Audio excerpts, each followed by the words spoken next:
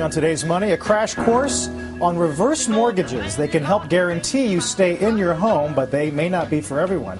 Jean Chatzky is today's financial editor and author of Money Rules. Jean, good morning to you. Nice to see you. This sounds a little complicated, but because the recession has made people worry about their retirement over the next few years, you're getting asked about it a lot, aren't you? All the time. And from younger people, the number of people in their 60s who are actually looking at this has started to really creep up. What exactly? Let's break it down and explain what it is. A reverse mortgage, by definition, is you are pulling the equity back out of your home. You're taking a chunk of that equity, you're converting it into cash. You can get the cash in any one of three ways. You can get it as a stream of income payments, kind of like a pension. You can get it as a lump sum. You can also get it as a line of credit that you can draw on when you need it.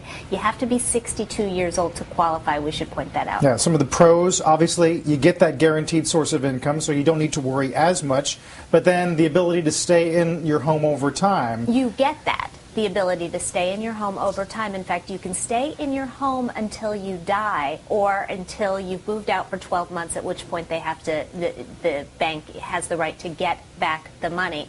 Even if you drain almost all the equity from the home, you can still stay there. The bank can't force you to move. Some of the cons, fees are kind of pricey, right? These are not inexpensive loans. Yeah, you're looking at fees of anywhere from a couple $1,000s up to $10,000.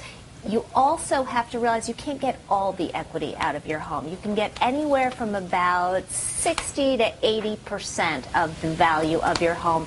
And as you get older, these get more attractive because the bank computes the amount of money that you're going to receive based on the amount of time that they think that you're going to live. Yeah, you mentioned that these have historically gone to older borrowers. I think the average age was somewhere around 73. But it's starting to fall. Right. Now the age of prospective borrowers, at least between 62 and 64. It's up by about 15% over the last decade or so. And again, we think this is because people have been so hard hit by the recession that they're looking for a way to make up that retirement income that they just didn't capture. All right, let's say for a moment that you're going to consider doing this. Okay. What's the first step? You need to start talking about your goals, I guess, right? Right. You need to know how much money do I need, how long do I need that money for, and quite frankly, why am I holding on to this house? Am I doing this for me? Am I doing it for my kids? Sometimes people think their kids will be just devastated if they don't get the house, and in reality, that's just not the case. So talk about it on the table. You're also going to have to go through counseling in order to get a reverse mortgage. HUD requires this of people, which is really, really good since these are complicated instruments. You're also going to need to pay some attention to taxes and how that's going to influence the whole equation. You have to continue to pay the taxes and the insurance on your property. So look at how much you're going to be taking, and if you live in a house with really high taxes, if that's not affordable for the long term, this is not something that you should do. Overall, is this something that's going to give someone who's going into retirement some peace of mind, or is this something for someone who says, you know what, I've always wanted that dream house in Florida as well, let's get that too? It can be both.